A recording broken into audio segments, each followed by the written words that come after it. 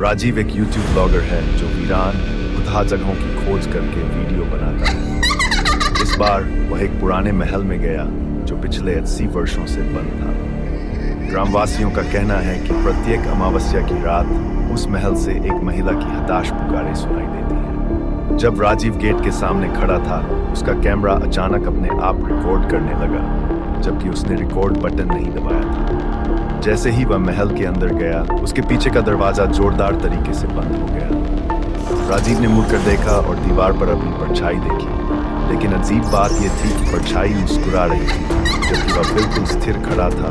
परछाई धीरे धीरे सिर घुमाने लगी। राजीव की रगों में एक सिहरन दौड़ गई। डरा हुआ राजीव भागने की कोशिश करता है, लेकिन महल बदल चुका है। जिस दरवाजे से वह अंदर आया था, वह अब वहां नहीं है। अचानक एक आवाज उसके कानों में गूंजती है, तुम तब क्यों आए जब मैंने बुलाया?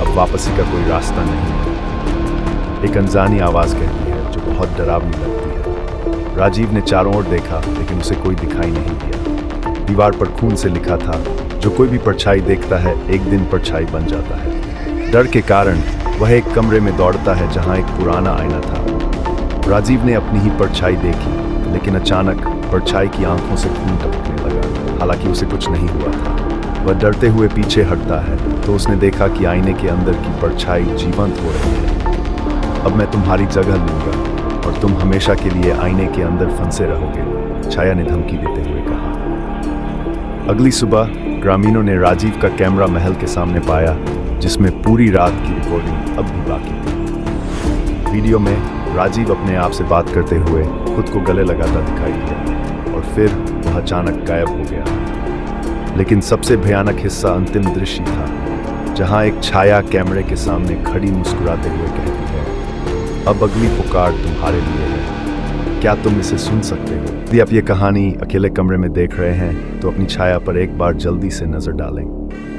क्या ये बिल्कुल वैसी ही है जैसी होनी चाहिए?